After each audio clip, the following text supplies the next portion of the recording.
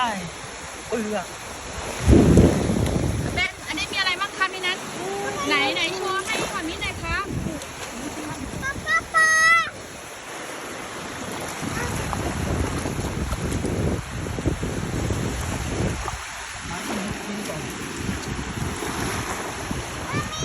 จับปลาแล้วแม่จับปลาแล้วจับปลาแล้วจับปลาแล้ว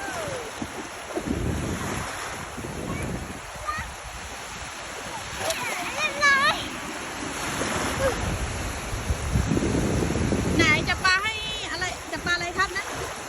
ปลานิ้วไหนขอดูเลยครับดิ้นไหมว้าวไหนดูสิครับโอ้โหต้องใส่น้ำเยอะๆเลยนะครับเรียบ